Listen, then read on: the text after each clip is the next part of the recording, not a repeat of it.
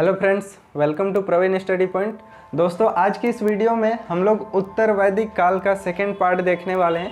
हमने पहले वीडियो में देखा था कि उत्तर वैदिक काल का इंट्रोडक्शन क्या था, ठीक है, मतलब उसके बेसिक स्ट्रक्चर को जाना था कि वो ऋग वैदिक काल से किस तरह से कनेक्टेड था और ऋग वैदिक काल से यहाँ पे कौन कौन से परिवर्तन आए थे। ठीक है दोस्तों, ये उत्तर वैदिक काल जो है ना, ये सचमुच एक परिवर्तन का काल है। ठीक है, यहाँ पे सबसे बड़ा जो परिवर्तन आया था, सबसे बड़ी विशेषता हम कह सकते हैं उत्तर वैदिक काल की कि यहाँ पे लोहे की खोज हुई थी। ठीक है, और लोहे के उपयोग से यहाँ की इकोनॉमी चेंज हो गई। ठीक है, और इकोनॉमी चेंज होने से यहाँ के समाज पे और यहाँ के राजनीतिक स्ट्रक्चर पे प्रभाव पड़ना सुनिश्चित हो गया। ठीक है, और उन्हीं चीज़ों से बहुत सारे बदलाव इस कालखंड में देखने को मिलते हैं। ठीक है, तो हम एक एक करके सारे चीज़ों को टॉपिक वाइज जानेंगे। ठीक है, जैसे सबसे पहले हम देखेंगे यहाँ के लौह अवस्था को। ठीक है,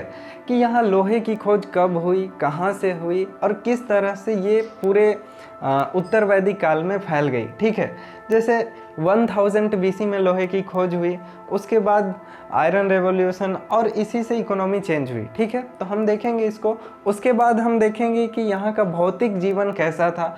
भौतिक जीवन में कृषि, यहाँ के आर्ट एंड क्राफ्ट यानी कला और शिल्प, और मृदभांड किस तरह के थे। ठीक है, कितने टाइप के मृदभांड पाए जाते थे, कौन से मृदभांडों की विशेषता अधिक थी, मतलब कौन प्रचलित ज़्यादा थे, और किस तरह के मृदभांड को धनी लोग ज़्यादा यूज़ करते थे। ठीक है, तो इन चीज़ों को हम जानेंगे।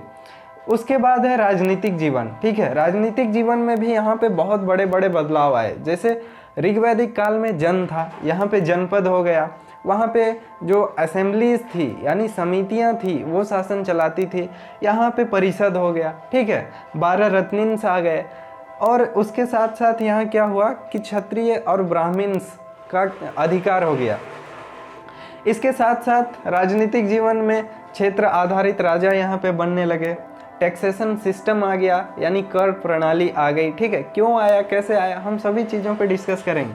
उसके बाद हम देखेंगे सामाजिक जीवन। ठीक है, यहाँ पे वर्ण व्यवस्था, गोत्र व्यवस्था, आश्रम व्यवस्था और परिवार व्यवस्था, इन चारों चीज़ों के बारे में हम देखेंगे कि यहाँ का वर्ण व्यवस्था कैसा था, क्या था, गोत्र व्यवस्था क्या है, आश्रम व्यवस्था क्या है, कितने टाइप के हैं। ठीक है, और ये परिवार के बारे में भी जानेंगे कि पितृसत्तात्मक था, क्यों था, कैसे था। ठीक है, उसके बाद हम देखेंगे यहाँ का धार्मिक जीवन कैसा था। यहाँ पे बहुत बदलाव आए। जैसे ऋग्वैदिक काल में ब्राह्मण्स का अस्तित्व नहीं था, कबीलाई समाज था, लेकिन यहाँ पे ब्राह्मण्स आ गए, बहुत सारे कर्मकांड आ गए और यज्ञ अनुष्ठान होने लगे। ठीक है, तो ये एक सचमुच एक परिवर्तन का काल था। उससे पहले, इसको शुरू करने से पहले हम ये जान लेते हैं कि कोई भी जो कालखंड होता है उसके बारे में हमें जानकारी यानी उसके इतिहास के बारे में हमें जानकारी मिलती है तो सिर्फ 2 स्रोतों से मिलती है। एक होता है साहित्यिक स्रोत, दूसरा होता है पुरातात्विक स्रोत। ठीक है, तो इन सब के बारे में जो जहाँ से हमें जानकारी मिली है उसका भी 2 ही स्रोत है, एक पुरातात्विक स्रोत और एक साहित्यिक स्रोत। साहित्यिक स्रोत अगर हम देखें तो यहाँ जो वेद रचे गए थे यानी वैदिक साहित्य जो है उससे हमें इन सब के बारे में पता चलता है। वैदिक साहित्य में एक ऋग्वेद है जो कि ऋग्वैदिक काल में रचा गया। ठीक है, उसके बाद सामवेद, यजुर्वेद और अथर्ववेद, टोटल 4 वेद हैं, लेकिन ऋग्वेद, सामवेद और यजुर्वेद इन तीनों को वेदत्रयी कहा जाता है। ठीक है, और अथर्ववेद जो है वो लोकल लोगों के लिए व्याधियों के निवारण यानी रोग के निवारण के लिए, और साथ में यहाँ पे तंत्र मंत्र यानी जादू टोना का यहाँ पे देखने को मिलता है। ठीक है, और सामवेद क्या था, तो सामवेद में श्लोकों को गाने के लिए बनाया गया था सामवेद। ठीक है, अब यजुर्वेद क्या था, तो यहाँ पे धार्मिक अनुष्ठान और बहुत सारे पूजा विधि हम लोग को यहाँ पे यजुर्वेद में देखने को मिलते हैं। ठीक है, तो ये सारी चीज़ें थी। और अगर हम लोग उत्खनन देखें यानी पुरातात्विक स्रोत में क्या होता है, जो चीज़ें हमें उत्खनन करके मिलती है ना, वहाँ से जो जानकारी प्राप्त होती है उसको हम लोग पुरातात्विक स्रोत में गिनते हैं। ठीक है, तो पुरातात्विक स्रोत में यहाँ पे टोटल लगभग 700 स्थलों के हम लोग को साक्ष्य मिलते हैं लेटर वैदिक पीरियड में। ठीक है, और वहाँ पे हम लोग को PGW यानी चित्रित धूसर मृदभांड हम लोग को मिलते हैं सबसे ज़्यादा, ठीक है। और उसी से हम यहाँ के सामाजिक जीवन की भी व्याख्या करते हैं बहुत हद तक, ठीक है। तो ये सारी चीज़ें थी। अब हम लोग शुरू करते हैं लौह अवस्था, ठीक है। लेटर वैदिक पीरियड की जो लौह अवस्था थी वो क्या थी दोस्तों? करीब 1000 BC के आसपास कर्नाटक के धारवाड़ जिले में हमें लोहे का साक्ष्य मिलता है, ठीक है।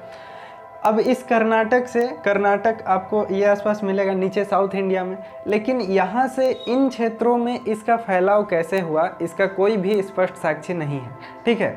कोई भी स्पष्ट साक्ष्य नहीं मिला है, इस पर डिबेट है, इतिहासकार इसका पता लगाएंगे, ठीक है। लेकिन हम लोग को लोहा जो पाया गया इसका साक्ष्य तो हमको कर्नाटक के धारवाड़ जिले में मिला सबसे पहले, ठीक है। लेकिन ये जो लोहा है वो पाया गया कहाँ पे? पाकिस्तान के गांधार में और बलूचिस्तान में। किस रूप में पाया गया? तो मृतकों के साथ कब्रों में गाड़े गए थे लोहा औजार, ठीक है। कहाँ पे? पाकिस्तान में, इसी समय में। और लगभग इसी टाइम में हम लोग को पूर्वी पंजाब में, यानी देखिए ये भारत का नक्शा है और इसमें पंजाब ये है, ठीक है। और पंजाब के ईस्टर्न पार्ट में यानी पूर्वी पंजाब में, साथ में पश्चिमी यूपी में, ये यूपी है, उत्तर प्रदेश यानी इसका पूर्वी भाग और इसका पश्चिमी भाग, ठीक है। साथ में राजस्थान और मध्य प्रदेश, ये राजस्थान और ये मध्य प्रदेश, इन इलाकों में हम लोग को उसी टाइम पे लगभग 1000 BC के आसपास लोहे का साक्ष्य मिलता है, ठीक है। अब क्या होता है कि 800 BC के आसपास यूपी में, ठीक है, 800 BC के आसपास हम लोग को मिला कब? 1000 BC में। अब 800 BC के आसपास यूपी में हम लोग को लोहे के नोक वाली तीर का साक्ष्य मिलता है, ठीक है। जैसे तीर है उसके नोक में लोहे लगे हुए हैं, और उसके साथ साथ क्या है? बर्छे के फाल भी हम लोग को मिले लोहास्त्र में, ठीक है। और बहुत सारे ऐसे लोहास्त्र हम लोग को पश्चिमी यूपी में भी देखने को मिलते हैं। मतलब ये क्या है? यूपी और उसका पश्चिम वाला इलाका ये है, ठीक है। मतलब लोहे के धातुकार भी यहाँ पे रहने लगे थे और आर्ट एंड क्राफ्ट में भी इसी से डेवलपमेंट हो रहा था, ठीक है। अब आगे हम लोग क्या देखते हैं कि लेटर वैदिक पीरियड के अंतिम दौर में यूपी और विदेश तक भी ये चीज़ फैल गया था। पहले हम लोग इस एरिया में हम लोग इसका विस्तार देखते हैं, ठीक है। लेकिन वैदिक काल के अंतिम स्टेज में, मतलब लगभग अंतिम अवस्था में, ये जो लोह औजार थे वो इस एरिया में भी आ चुके थे। मतलब कहाँ पे? पूर्वी यूपी में और बिहार में। बिहार मतलब पूर्वी यूपी और उस टाइम का विदेह, ठीक है। विदेह का मतलब वही है जहाँ पे राम की वाइफ यानी कि सीता का जन्म जहाँ पे हुआ था उसी को विदेह कहते हैं, ठीक है। उसके राजा जनक थे और उसका जो साम्राज्य था वो विदेह साम्राज्य कहलाता था, उसका नाम ही विदेह था, ठीक है, उस टाइम में।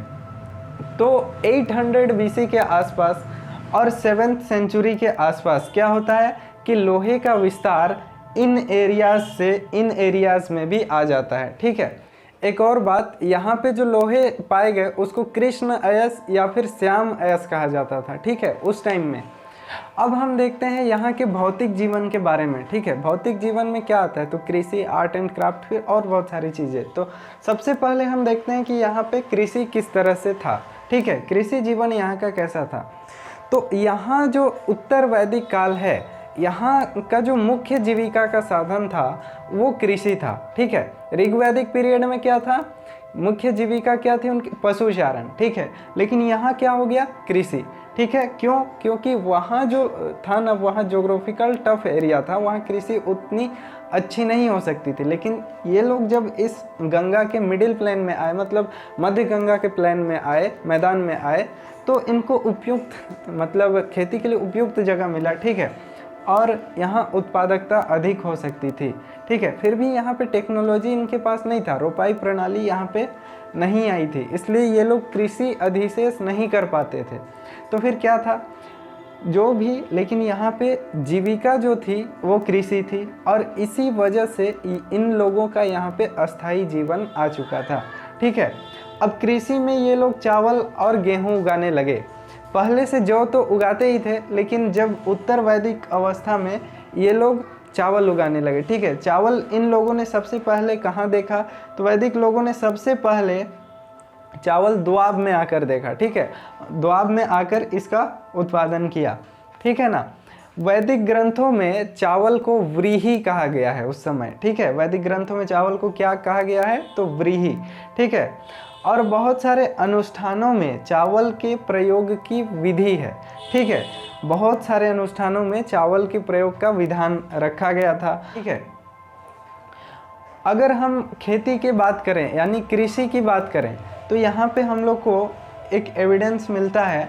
ये अतिशयोक्ति भी हो सकता है, मतलब ज़्यादा प्रशंसा भी हो सकती है। जैसे यहाँ कहा गया ना कि 6, 8, 12, 24 तक बैल से हल खेत जोते जाते थे हल से, ठीक है।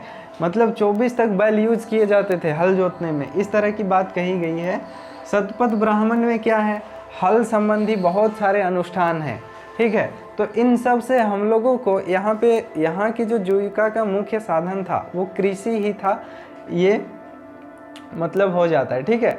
यहाँ पे जुताई किससे होती थी, तो लकड़ी के फाल से ही जुताई होती थी यहाँ पे। क्यों, क्योंकि यहाँ का जो एरिया था ना वो उतना ज़्यादा हार्ड नहीं था, तो लकड़ी के फाल से ही काम चल जाता था। तो यहाँ पे लोहे का यूज़ नहीं करते थे। बाद में कहीं कहीं पे लोहे का यूज़ हुआ है, लेकिन कृषि संबंधित हम लोग को लोहे का यूज़ कम मिला है। फिर भी इस बात को कहने में कोई परेशानी नहीं है कि यहाँ पे जो मुख्य जीविका का साधन था वो कृषि था, ठीक है। अब हम देखते हैं यहाँ के कला और शिल्प को, ठीक है।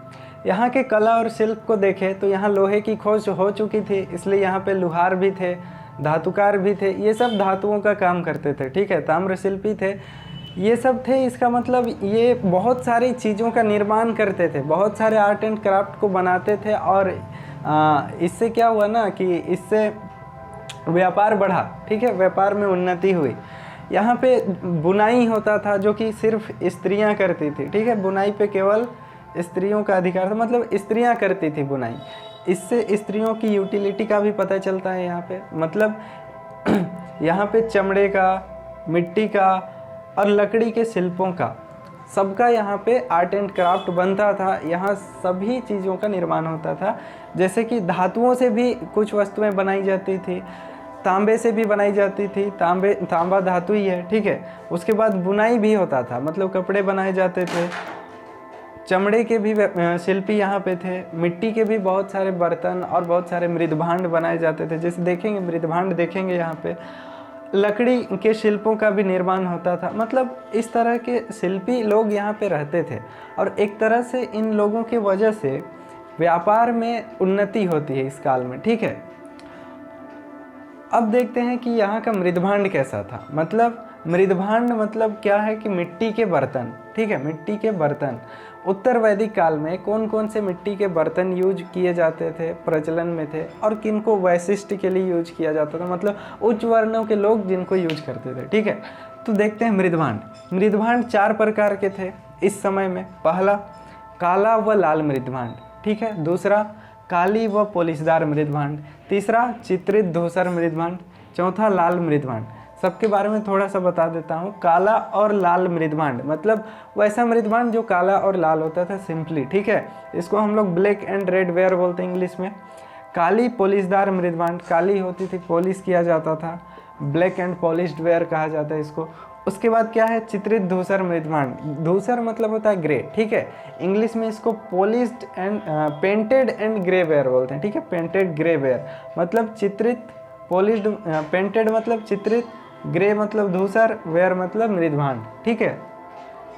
लाल मृदभांड, लाल मृदभांड भी थे यहाँ पे। मतलब हर तरह की मिट्टी की वस्तुएं भी बनाई जाती थी यहाँ पे। बहुत मतलब धीरे धीरे इन चीज़ों में आर्ट एंड क्राफ्ट में उन्नति हो रहा था, भौतिक जीवन में बहुत उन्नति हो रही थी, ठीक है। अब देखिए जो लाल मृदभांड थे ना, यहाँ पे सबसे ज़्यादा प्रचलित थे। उत्तर वैदिक काल में लाल मृदभांड सबसे ज़्यादा प्रचलित थे। लेकिन ये जो PGW था यानी पेंटेड ग्रे वेयर यानी चित्रित धूसर मृदभांड, ये सर्वोपरि वैशिष्ट के सूचक थे। इसका मतलब इसको जो है ना उच्च वर्णों के लोग यूज़ करते थे।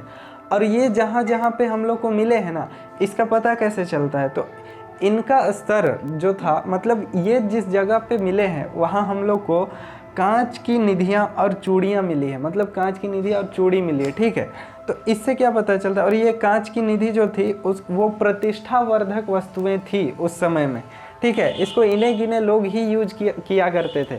और इनके साथ क्या मिली है, चित्रित धूसर मृदभांड यानी PGW। इसका मतलब क्या है कि ये भी प्रतिष्ठावर्धक वस्तु ही थी, यानी वैशिष्ट सूचक वस्तु थी। समाज के धनी लोग इसका यूज करते होंगे, ठीक है, धनी व्यापारी हो गया, ब्राह्मण क्षत्रिय, इस तरह की बातें हैं, ठीक है। तो कुल मिलाकर हम ये देखते हैं कि उत्तर वैदिक काल में जो भौतिक जीवन था वो बहुत उन्नति कर चुका था, ठीक है। तो यहाँ हम लोग भौतिक जीवन देख लिए और इससे पहले हम लोग इसके इंट्रोडक्शन के बारे में भी जाने। अब इसके अगले पार्ट में हम लोग इसके सामाजिक जीवन, राजनीतिक जीवन और साथ में इसका धार्मिक जीवन, इसके ऊपर भी डिस्कस करेंगे और कौन कौन से यहाँ पे परिवर्तन हुए, सामाजिक परिवर्तन, राजनीतिक परिवर्तन और धार्मिक परिवर्तन, इन सब को जानेंगे, ठीक है। आज हमने जाना कि भौतिक परिवर्तन यहाँ कौन कौन से हुए थे, मतलब ये सारी चीज़ें जो यहाँ पे हम दिखा रहे हैं, मतलब पढ़ रहे हैं, देख रहे हैं, वो ऋग वैदिक काल में नहीं थी, ठीक है। ऋग वैदिक एज एक कबीलाई समाज था, तो इतनी सारी चीज़ें वहाँ पे नहीं थी। ये सब यहाँ उत्तर वैदिक काल से शुरू होता है और यहीं से आगे की ओर बढ़ता है, ठीक है। और आगे बहुत सारा डेवलपमेंट इसी के आधार पर होते जाता है और सेकेंड अर्बनाइजेशन का एज आता है, द्वितीय नगरीकरण का युग आता है। पहला नगरीकरण कहाँ हुआ था, हड़प्पा सभ्यता, प्रथम नगरीय सभ्यता कहा जाता है। अब इसके बाद डेवलपमेंट होते होते सेकेंड अर्बनाइजेशन का युग आता है, ठीक है। इन्हीं चीज़ों से डेवलपमेंट होता है, तो हम उसको आगे कनेक्ट करेंगे, ठीक है। तो पहले तो हम इसके भौतिक जीवन को जान गए, फिर राजनीतिक सामाजिक जीवन जानेंगे, फिर आगे बढ़ेंगे, ठीक है। तो आज के लिए इतना ही, तब तक के लिए धन्यवाद, जय हिंद।